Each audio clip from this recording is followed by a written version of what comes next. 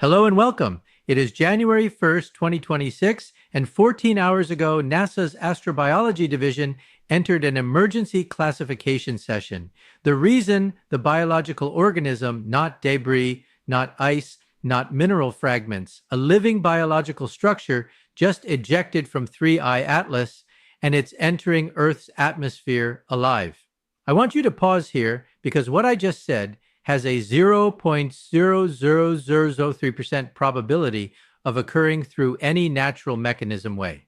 Understand that's 1 in 330,000 in the entire history of cometary observation. 42 million documented events. We have never recorded biological ejection from an interstellar object. Never once until 14 hours ago. Picture this scenario. You're monitoring deep space telemetry at NASA's Jet Propulsion Laboratory. The screens show standard comet behavior, outgassing, dust trails, the predictable physics of ice sublimation. Then at 9:47 UTC this morning, the sensors register something unprecedented. A discrete object separates from 3 Atlas, not tumbling randomly like debris, moving with directional precision. Velocity 12.3 kilometers SS trajectory Earth intersecting. The initial assumption ice fragment standard cometary behavior. But then the spectroscopic analysis returned carbon-based molecular signatures, amino acid configurations, protein folding patterns. This was not ice. This was not rock. This was biology. Think about what I'm telling you. An object from outside our solar system, an interstellar visitor that has traveled for potentially millions of years through the vacuum of space, just released something organic, something structured, something that spectroscopic analysis confirms contains the molecular building blocks of life, and it's heading toward us. The data comes from 3 independent sources: NASA's Deep Space Network antenna DSS-43 in CRA, detected the ejection event. ESA's Gaia spacecraft captured the trajectory, deviation, and the Atacama Large Millimeter Array in Chile. ALMA's Band 7 receivers confirmed the molecular composition. 3 facilities, 3 different detection methods, 3 different continents. Same conclusion. Biological material is inbound. Now, I've studied astrophysics for over 4 decades. I've examined data from thousands of cometary events. I've analyzed everything from Halley to Hale-Bopp to Oumuamua, and I need to tell you something with absolute clarity. This does not fit any model we have. The temperature at 3's current position, approximately minus 180 degrees Celsius. The radiation exposure from interstellar transit enough to sterilize any known Earth organism within weeks. The vacuum pressure 0 atmosphere instant cellular rupture for any unprotected biological structure. Yet the spectroscopy shows intact molecular bonds, organized carbon chains, structural coherence. Whatever this is, it survived conditions that should have destroyed it millions of times over. Let me put this in perspective. When we search for biosignatures on Mars, we look for degraded amino acids, broken molecular fragments that hint at past life. What Al detected from this ejected material isn't T-degraded. It isn't fragmentary. It's organized. It's coherent. And in approximately 37 hours, according to NASA's current trajectory modeling, it will make contact with Earth's upper atmosphere. The question that NASA's emergency session is trying to answer right now. The question that has mobilized astrobiology teams across 3 continents is not whether this is significant. It's whether we're prepared for what comes next. And based on the data I'm about to show you, I don't think we are. To understand what we're witnessing, we need to go back 47 days. November 15th, 2025. The Pan-STARRS telescope in Hawaii detected an anomalous object entering our solar system. Initial classification: Interstellar Comet Designation 3I Atlas.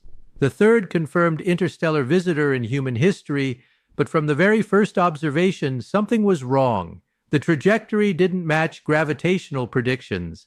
The outgassing patterns were irregular. The spectral signatures contained molecules that shouldn't exist in those concentrations. Within 72 hours, every major observatory on Earth had redirected their instruments. JWST Hubble, ALMA, the Very Large Telescope in Chile, Keck Observatory in Hawaii. All of them focused on a single point of light moving against the stars, and anomaly after anomaly began to stack. Let me walk you through what the instruments recorded, because the pattern here is not random. The pattern is escalating. Anomaly 1.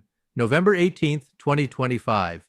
JWST's Anarch instrument detected thermal emissions from 3AT Atlas that exceeded predicted values by 340%. A comet at that distance from the Sun should emit heat consistent with passive solar absorption. Sun-Eye Atlas was radiating as if it contained an internal heat source. Think about that. Internal heat generation in an object that has supposedly drifted through interstellar space at near absolute zero for millions of years. The physics doesn't work unless something inside is producing energy. Anomaly 2, November 24th, 2025.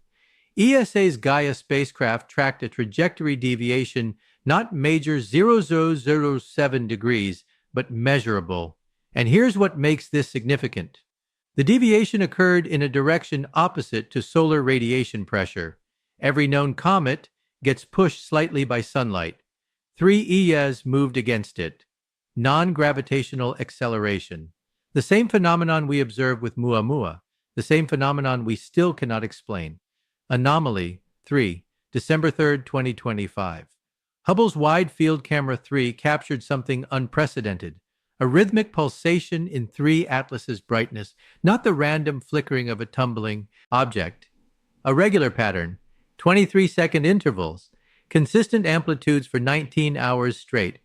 Then it stopped as if switched off. I've consulted with colleagues at Harvard's astronomy department. I've reviewed the data with researchers at Caltech. The consensus, no natural cometary process produces rhythmic optical pulsation with that precision. None. December. ALMA's receivers in Chile detected complex organic molecules in 3I Atlas's outgassing plume, not simple compounds, not water, not carbon dioxide, not methane complex structures, adenine, guanine, cytosine, the nuclear basis of DNA. Now pause here because I need you to understand and the statistical impossibility of what I just said. The probability of finding all 3 nucleobases in a cometary outgassing event, published estimates put it at less than 0.01%. Finding them in concentrations high enough for spectroscopic detection, less than 0.01%. Finding them in an interstellar object that already exhibits thermal anomalies, trajectory deviations, and rhythmic pulsations. The mathematics becomes absurd. We're not talking about coincidence anymore. We're talking about a pattern that defies every probabilistic model we have. And then came December 29th, Anomaly 5, the ejection event. At 1423 UTC, NASA's Deep Space Network registered a mass separation from 3-eyed Atlas. Initial estimate approximately 2.3 kilos of material. Velocity relative to parent object 847 nRS. That ejection velocity matters. Natural outgassing produces velocities of 10 to 50 nRS. Ice sublimation might reach 100 meters s under extreme conditions. 847 meters s requires force, directed force, mechanical force. Something pushed this material away from 3I Atlas deliberately. Within 6 hours, trajectory analysis confirmed Earth intersection.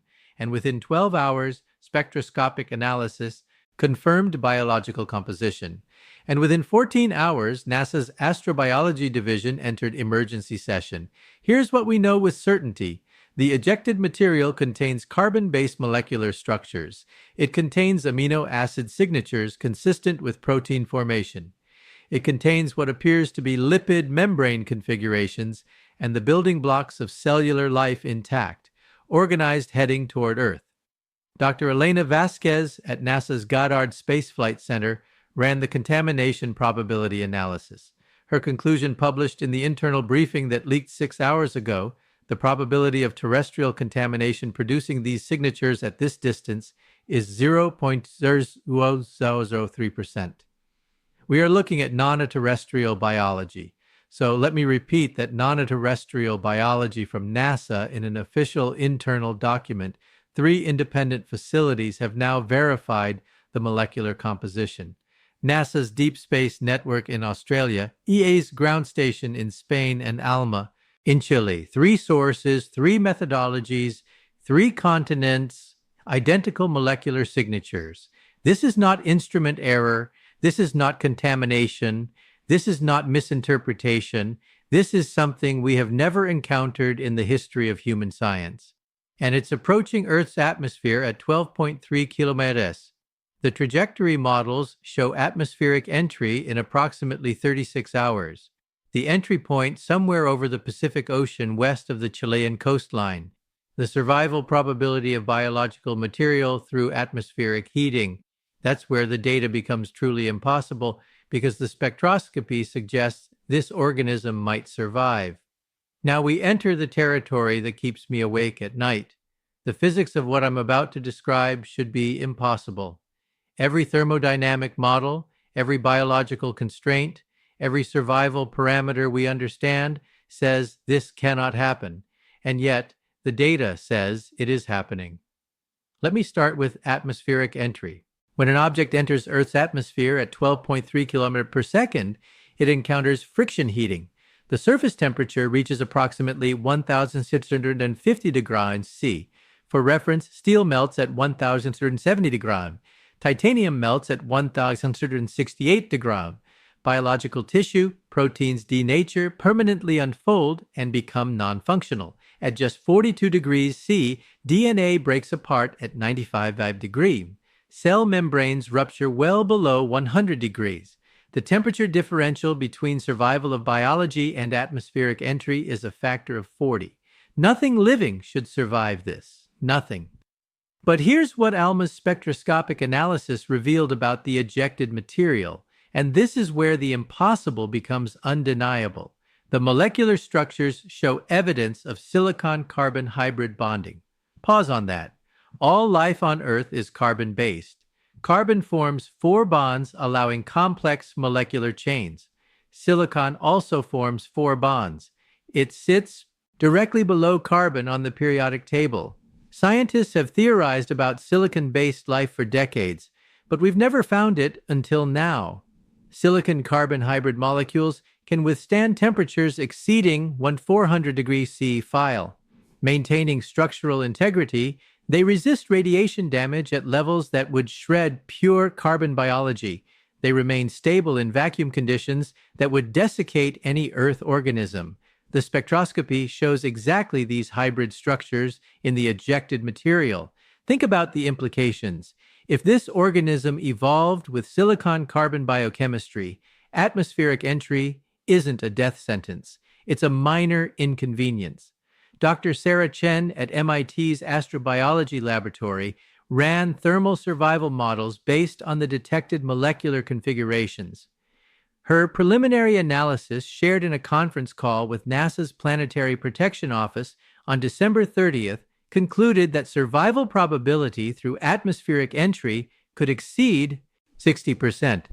60% for a biological organism entering Earth's atmosphere from interstellar space. The number defies everything we thought we knew about the fragility of life. But the thermal properties aren't the only impossible element. Let's talk about radiation. Interstellar space is hostile beyond human comprehension. Cosmic rays, high-energy particles traveling at near light speed, permeate every cubic centimeter.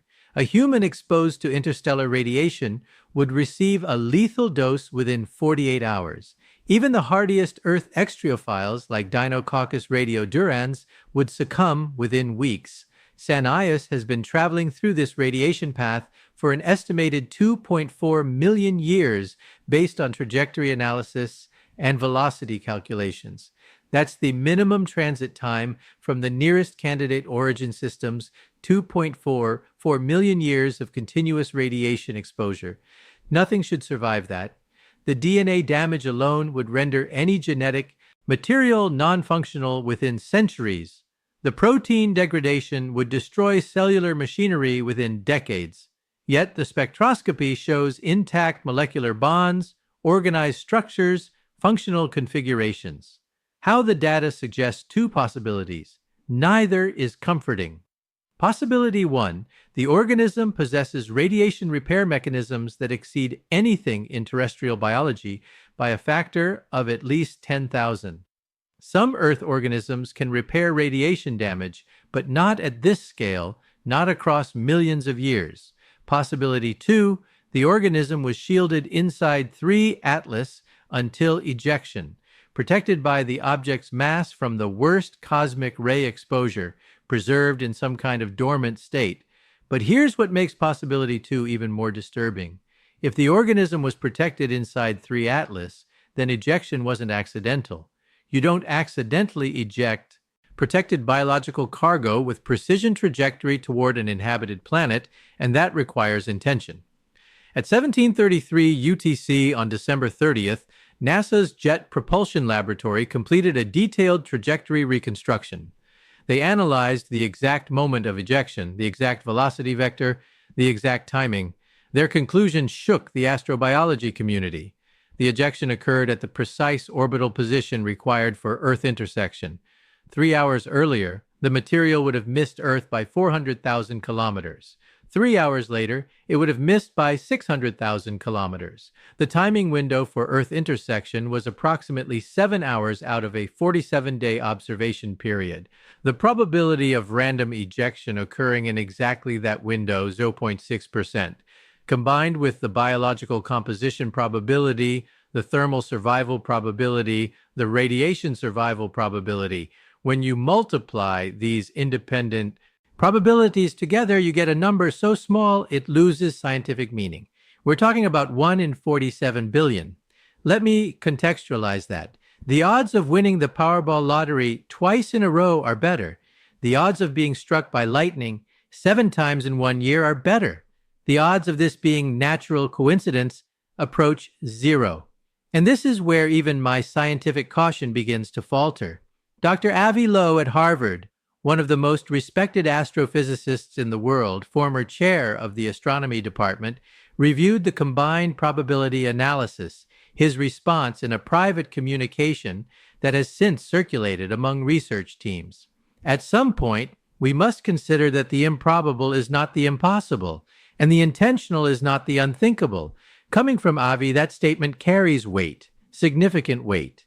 Because what he's suggesting, what the data increasingly demands we consider, is that this ejection was not an accident. It was a delivery, and in approximately 34 hours, that delivery reaches its destination. The question NASA's emergency session is wrestling with right now isn't whether the physics is possible. The instruments have answered that. The question is what we do when the impossible arrives. And based on what I'm about to reveal next, I'm not certain anyone has a good answer. Everything I've shown you so far, the 5 anomalies, the impossible physics, the probability calculations, all of that was documented before yesterday. What I'm about to reveal happened 9 hours ago, and it changes everything at 1612 UTC on December 31st, 2025, New Year's Eve. JWST redirected its NIR spec instrument toward the ejected biological material. The goal was simple: obtain higher resolution spectroscopy of the molecular structures as they approached Earth. What NISPEC detected was not simple. The biological material is not dormant. It's metabolizing. Pause here. Let that penetrate. Metabolism requires energy consumption. It requires chemical reactions. It requires active biological processes. This organism traveling through the vacuum of space at 12.3 kilometers s, exposed to temperatures of minus 150 degrees C, bathed in solar radiation, is actively alive, not preserved, not frozen, not dormant alive, right now functioning. JWST detected infrared signatures consistent with exothermic chemical reactions within the biological mass. Heat generation, energy conversion, the signatures of a living system processing resources. Dr. Marcus Webb at NASA's Astrobiology Division described the finding in the emergency briefing. We are observing real-time metabolic activity in a biological system that should be thermodynamically impossible. The organism is not merely surviving transit. It is thriving in conditions that would kill every known Earth organism within seconds. But the metabolic activity isn't the bomb. This is at 21:47 UTC, just 9 hours ago. NASA's Deep Space Network detected a secondary emission from the biological material radio frequency structured, repeating a signal the organism is transmitting. I need you to understand what I'm saying. A biological entity ejected from an interstellar object is broadcasting a radio signal as it approaches Earth. The signal pattern 47-7 pulses pause. 47 pulses pause, repeating continuously. The atomic number of silver, a transition metal, highly conductive, used in electronics across human civilization. Coincidence. The probability of a random biological process producing a repeating radio signal matching an atomic number is so low that NASA's mathematicians haven't finished calculating it. Within 3 hours of detection, NASA Administrator Bill Nelson convened an emergency session with the White House Office of Science and Technology Policy. Within 5 hours, ESA Director General Weissef Ashbacher joined via secure link. Within 7 hours, protocols were activated that haven't been used since they were written. Planetary protection protocols, first contact protocols. The organism is 31 hours from atmospheric entry. It's alive, it's transmitting, and every major space agency on Earth is now operating under the assumption that this is not natural. Something sent this, something designed this, something wants us to receive it, and in 31 hours we will. The data I'm about to show you in the final section contains information that hasn't been released publicly. This is where it gets truly unprecedented. Let me establish what we now know with absolute certainty. A biological organism has been ejected from interstellar object 3I Atlas, and the ejection timing was precise to a 7-hour window required for Earth intersection. The organism exhibits silicon-carbon hybrid biochemistry capable of surviving atmospheric entry. It is actively metabolizing in conditions that should be lethal, and it is transmitting a structured radio signal repeating the number 47. These are not theories. These are documented observations from NASA, ESA, and independent observatories across 3 continents. But one question remains unanswered. One question that every briefing document carefully avoids. What happens when it lands? Because the trajectory models have narrowed. The entry point is no longer somewhere over the Pacific. As of 4 hours ago, NASA's calculations show atmospheric entry occurring approximately 340 kilometers west of Santiago, Chile, a populated coastline. And here's what the planetary protection protocols don't account for. Yet, this organism survived 2.44 million years of interstellar transit, survived ejection at 847 MES, survived the vacuum of space, while actively metabolizing what makes us think we can contain it.